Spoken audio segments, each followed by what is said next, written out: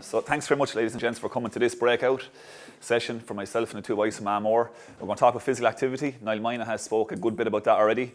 So unfortunately, there is a bit of an overlap, but I'll skip on through a couple of those slides because we want to get to the ideas and I suppose how to get more people down into our clubs and get more physically active and try and bring in non-members and just bring in more people to our community and use our facilities more. They're probably not being used as much as they should be. So I'm going to talk a bit about that, and then the boys will talk about a case study on what they've achieved in their club in Mayo. So my content is just a quick introduction to physical activity, some stats on physical inactivity. We'll look at activity levels, benefits of physical activity, kicking bad habits, which is important. We all get bad habits from nutrition, from physical activity to exercise and so forth, and ideas to improve our physical activity in your own club. So what is physical activity? So it's a broad term and it covers the likes of exercise, but not only exercise, also some of the jobs that we do. The likes of nursing, the likes of dancing, the likes of block layers. They're all quite physical activity jobs compared to the likes of a banker who's sitting down maybe all day at a desk. So if you have a physical activity job, that's great, and that will all add to a better well-being. And obviously exercise is great, is quite important as well. Even the likes of actually mowing the lawn at home is quite important.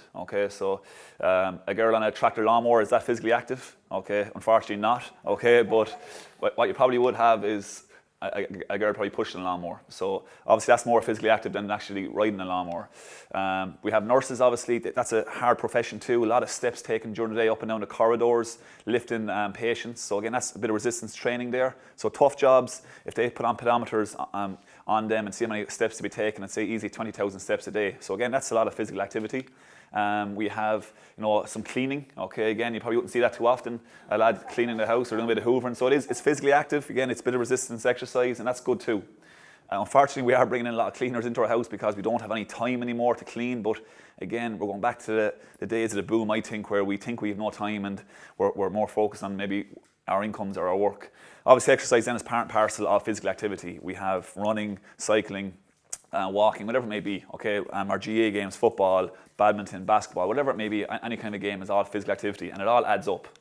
All of that basically gives us a better life and makes us live for longer. But what most importantly is the quality of life. I don't want to live until I'm 90 years of age and having arthritis and having breathing problems and just in pain constantly. No one wants that. You want to have a good quality life, and the more physical active you are, the better that will be for you in the prolonged future. So just a bit of warning again, with physical activity, I think we're unaware of the, I suppose, the important factors that actually portrays to our health. So physical inactivity is one of the leading risk factors for poor health. And is now identified by the World Health Organization as the 4th leading risk factor for global deaths. So it's a 4th leading risk factor for global deaths. That's physical inactivity. So stuff like our jobs, is stuff like exercising on a weekly basis is a big cause for deaths. Physical inactivity is thought to be associated with 1 million deaths in Europe. Again, so it's thought to be, it's not solely responsible for it, but it is linked to it. So 1 million deaths in Europe, again, that's a huge problem. And again, I don't think people are aware of the causes or the seriousness of being physical inactive. Some stats in Ireland to bring it back home, to make it a bit more clear, what's going on. So again, physical inactivity in Ireland is thought to be responsible for 8.8% of coronary heart disease, 10.9% of type 2 diabetes. So again, you don't have that when you're born. You get that because of bad nutrition, because of being physically inactive. Breast cancer obviously is associated with being physically inactive, 15.2%, and also 15.7% for colon cancer. So again, physical inactivity is actually linked to certain cancers. So it's quite important that we're aware of that. It's quite important that we tell people in our clubs, in our communities, in our parishes about the importance of being physically active. Because I think people will respond to this. When we think of physical activity and exercise, we always think of, we need to lose a bit of weight, or it's all about weight control or weight gain. But these are massively important as well. So what do we need to be doing on a daily basis? So for the likes of our kids between 2 and 18 years of age, we're looking at least 60 minutes a day of exercise. And that can range from muscle strengthening, flexibility, and bone strengthening. So that's what we're looking at. The likes of muscle strengthening, the likes of running will obviously help with that. Climbing trees, that's again, you're using your muscles to climb trees. That's a bit of resistance work there as well.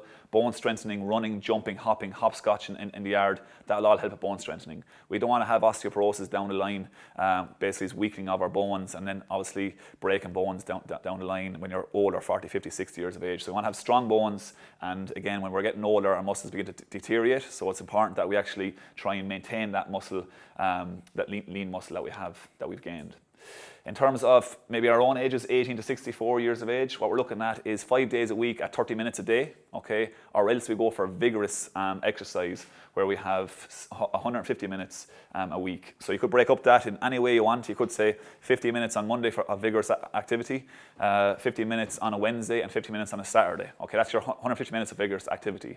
What is vigorous, what is medium, and what is low? So low basically is when you're walking and you can hold a conversation with someone. Okay, you can talk away, you're not out of breath. Medium is basically when you're having a small bit of trouble holding a conversation, but you can still hold it, okay? Obviously, maybe it's a light jog. And then vigorous then basically is you cannot talk to anyone, you're concentrating on your breathing, you're out of breath, probably your heart's going quite fast. So that's your vigorous activity, okay? High intensity kind of work.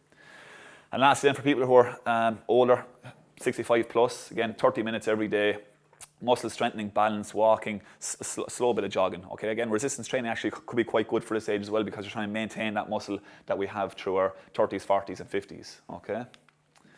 What are the benefits of physical activity? Okay, so there's a couple of benefits here. I'll go through them quickly enough because Niall's gone through a lot of them. So well-being, ability to function better at work and home. So again, you're more organised, you're more planned, you have more energy, okay? Muscular and cardiorespiratory fitness. Our heart is working better, our lungs are working better, we're breathing better, more blood being pumped around the body to our brain, to our muscles. Bone density, our bones are stronger because we're running. Okay, again, that ground impact is great for bone density, for bone strengthening. Maintaining our weight and preventing weight gain. This is a big issue at the moment, particularly in Ireland. And again, physical activity will help with all these other health issues that we have. But again, if we can try and have a weight that we're actually happy with, we'll have a better lifestyle, we'll mentally be stronger, socially be better, emotionally we'll be better. Okay, so again, it has a massive correlation there with all those other factors. Cognitive function, obviously our brain, we can think better, more oxygen going to the brain, more blood going to the brain, things are more clear, and ability to manage stress. Okay, a lot of people are stressed through work, through their kids, through whatever, maybe through sport. And again, more physically active you are, the clearer it is for you to actually think. And that is a fact. This year I should say, in January, remember, I had a busy January, February work. I was doing a lot more hours. I was looking after the masters. We training, some evenings it was cold, it was dark. I was like, I don't want to go training. Genuinely, just like most people, and I just had the heart to go, but obviously training with Kilkenny is serious enough, so I have to go. I had a lot in my mind, and I was walking in off that field, a cold, crisp even, and my head was clear. I felt great, just, that release of endorphins from your brain to your body. I just felt great.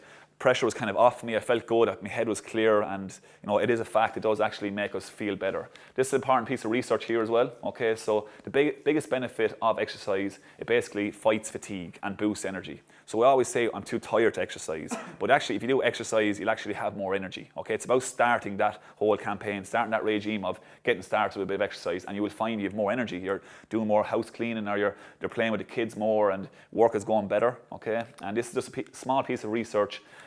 It was published by the Psychological Bulletin, 7,000 people, 70 studies. So it's a meta-analysis kind of brought together to see what the results were. And essentially what I said here basically was 90% of the studies showed the same thing. People who didn't exercise, completed a regular exercise program, reported improved fatigue compared to groups that did not exercise. So again, that's a huge piece of study there, with 90% of them coming home saying they had more energy after exercise. Okay, so all of this again, just going back to the nutrition side of things. If I have more energy and I'm feeling better, I'm getting away from this kind of food. Okay, I'm getting away from the chocolate, I'm getting away from the sweets, getting away from the coffee. Okay, we all know this too well. We're getting away from the sugar foods. When you're not feeling great, they're the foods you go for. When you're looking for a boost of energy during the day, they're the foods you go for. And what's these foods kind of have in common? Sugar and caffeine. Okay, and what's that sugar do? It gives us energy, without a doubt it does. It gives us a quick spike in energy because there's so much sugar in these foods, but it lasts for about half an hour, 40 minutes. And what do you do then after 40 minutes? Oh, yeah, crash. And what happens? Get me another coffee quickly. Coffee again, get me a can of Coke, get me a drink, okay, chocolate. And then we become reliant on these foods. And especially around 3 o'clock during the day, that's a hard day for a slump, especially after maybe a heavy carbohydrate meal at lunchtime. You have a slump there, and we definitely fall to these foods. So if you're feeling better, if you're exercising, you do not want those foods. Trust me, you will not want them. You'll feel better about yourself, and you want to actually get a healthy salad or a healthy, whatever it may be, a healthy snack. Okay, so physical activity will also benefit our nutrition, which you'll have a workshop later on. So physical activity, just to quickly summarise again in terms of the health benefits, reduces cancer, type 2 diabetes, the likes of stroke, okay, the likes of fractures, blood pressure and depression. Okay, again, our mental state gets better, we feel better about ourselves. Kicking bad habits, okay, as I said, we have bad habits. If it's, essentially maybe getting every Friday or every Sunday maybe we're going to the chipper, okay, as a treat, a bottle of wine maybe on a Saturday night, things like that, maybe sleeping in till late hours on a Saturday, Sunday, like things that actually don't really work that well for us. Okay, we need routines, we need pattern, we need to get organised. Okay, so you can see the first one up here, up in the blue, is getting organised. So we need to, on the Sunday evening, we need to do our shopping. Okay, I'm here for the week. I know where I am during the week in terms of work. These are the meals I'm going to have during Monday, Tuesday, Wednesday, Thursday, and Friday. I have an hour here to spare maybe for some exercise. I get that in. I have the kids to, the husband will mind the kids at that stage maybe. So think about your week, plan it. Very, very important to plan your week, because if you're going from day to day, you're just going to end up with takeaway foods, processed foods, and not getting in your exercise. Setting goals. Okay, everyone has different goals, whether it's maybe getting a bit healthier, getting more organised, feeling better about yourself, losing a bit of weight, whatever it may be. Set goals for yourself, write them down, and put a time limit on it. Maybe it's 4, 5, 6 weeks, whatever it may be. Support, and obviously you need support from your friends, your family. There is support on social media and that, but you can't beat physical contact. You can't beat doing things in groups. If 3 or 4 of you have the kind of same goal, let's work together, because you'll have days, just like I said earlier, on that evening I didn't want to go training, but I knew my teammates were going, the management was there, so I had to go, okay? And you will feel better after doing it.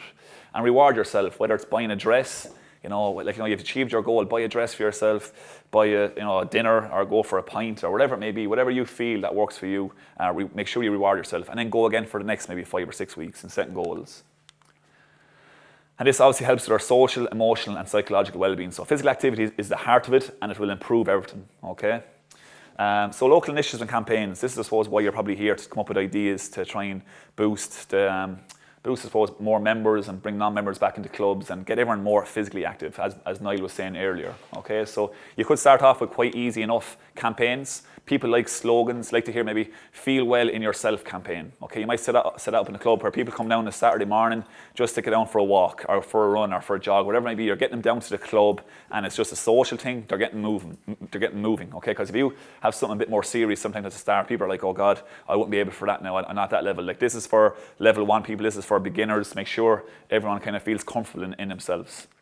Another campaign could be physical activity power hour. So maybe on a Saturday morning you're dropping the kids down to training. Okay, so by the time you go home, then it's actually time to go back down for the kids. Okay, between travel and that. So why not stay down there for the hour again with parents, either mothers or fathers? Let's do a quick walking or running session or jogging session, or it could be some resistance exercises like squats, lunges, plank, all that body weight stuff. You don't need equipment for any of that stuff. You can do all that down in the training field. A lot of clubs have walkways now as well, which is great. So it makes it easier for people actually to do the exercise. So there should be no excuses really to increase and to bring people back down to the club. Another one could be kickstart your fitness, kickstart your summer, kickstart your winter, whatever it may be. Just a slogan, a campaign that brings people together and gets them working together. And people like working in teams, because a lot of people are not intrinsically motivated. They need someone to motivate them. And if I'm doing it with another 2 or 3 more people, they're dependent on me to be there. Okay, and I feel like I actually have to be there, which is important. So that's kind of one element of it, a kind of a lighter element of it, about bringing people in from a beginner's point of view. Then you will have other people who are actually a bit more serious about their physical activity, a bit more about their exercise regime. Okay, so you could actually have a mini wellness centre or a mini wellness room maybe. This can be down in the dressing room in a small room, or it could be in the hall, the parish hall in a small room, where you have likes of a blood pressure device and likes of a body fat scales maybe, okay, where this shows your weight and actually your body fat.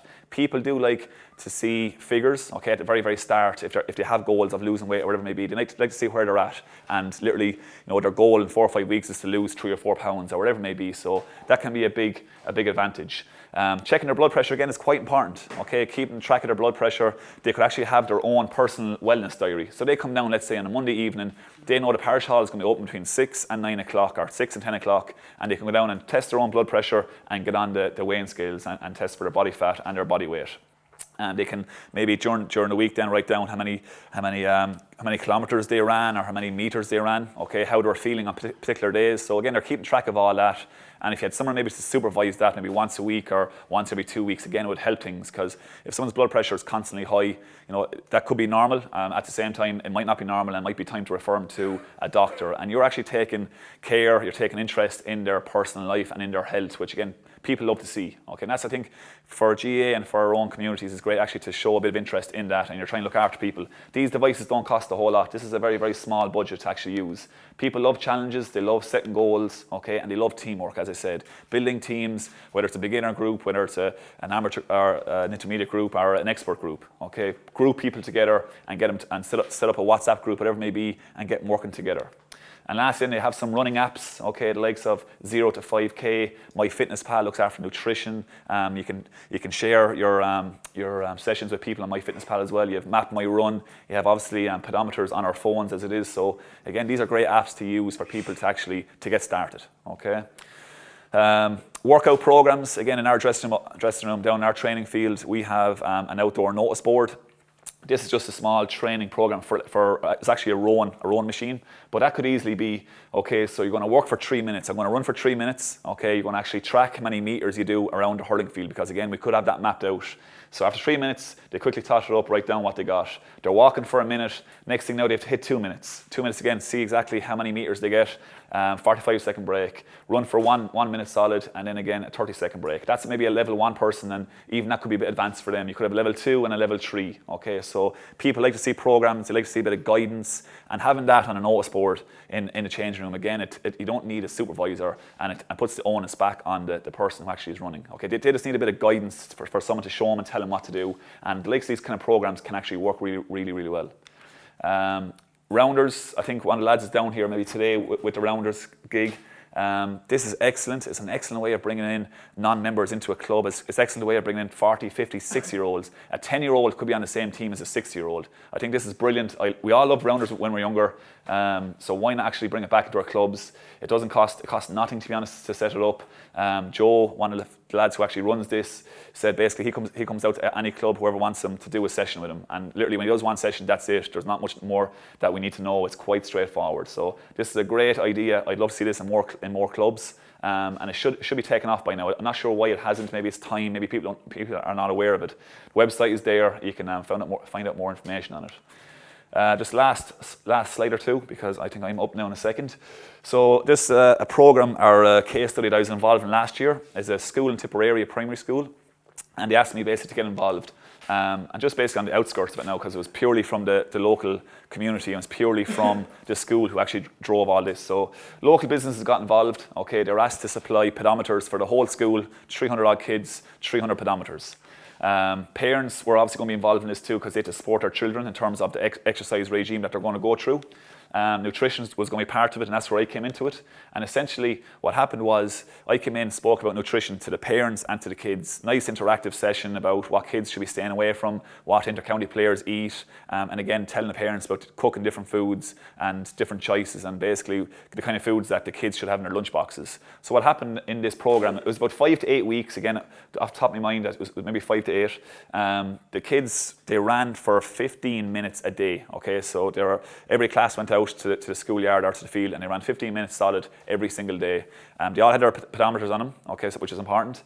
In the evening time then, they were encouraged with their parents to go out and do more walking, to do running, to go play basketball, play hurling, to play whatever game, okay, and bring your parents. So again, you're bringing the whole community involved and making sure your parents are getting involved. So every day, the teachers used to ask the kids, right, how many steps do you get today? And kids would be saying 10,000. Another kid like, oh, actually I got 15,000. So there's a bit of competition between the children, which they enjoyed. Obviously, we all like a bit of challenge. We all like a bit of competitiveness.